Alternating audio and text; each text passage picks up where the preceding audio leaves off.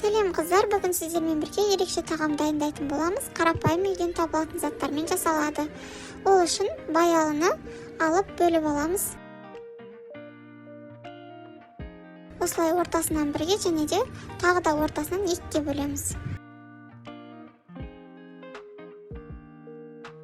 Астына пышақты немесе қасық шаңышқыны қойып тұрып, осылай ромбик етіп кесіп аламыз. Қиғашынан кесіп аламыз. Пышақты қоюымыздың себебі түбіне дейін кесіліп кетпеу үшін.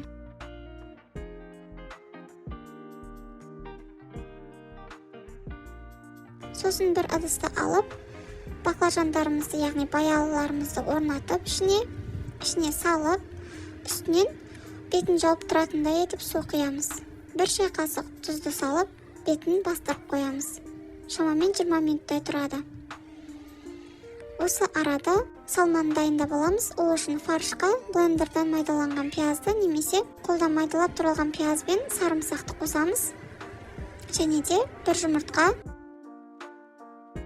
тұз, паприка, зіре және де қара бұрыш саламыз. Қалаған дәмдеуіштеріңізді қосуыңызға болады. Жақсылап араластырып, үстінен 2 немесе 3 ас қасықта ұн саламыз. Тағы да жақсылап араластырамыз. Алдын ала тұзда тұрған баялының ортасына осылай орналастырамыз салмамызды. Шаңышқының көмегімен орналастырсаңыздар да болады. Міне барлығын осылай орналастырып аламыз. Қызып тұрған майда, сосын баклажандарымызды екі бетін кезек-кезек аунатып қуырып аламыз.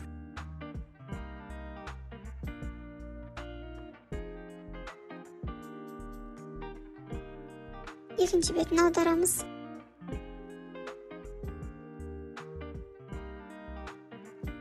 Жақсылап қуырып алғаннан кейін ыдысқа салып аламыз. Сосын осы арада томатты дайындауға кірісеміз. Ол үшін суға 2 ас қасық томат саламыз. Үстінен сарымсақты күштен өткіземіз немесе майдалап тураймыз. Және де 1 шай қасық шекер, бұл томаттың қышқыл дәмін жою үшін. Дәміне қарай тұз қосып, табаға құямыз. Және де қайнаған сәттен бастап, алдын ала қуырып алған баклажандарымызды орналастырамыз.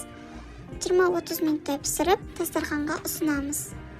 Өте дәмді тағам болып шығады. Гарнирге күріш немесе макарон, тағы да қалаған дәндеріңізді қосып берсеңіздер болады. Ас болсын, жасап көріңіздер.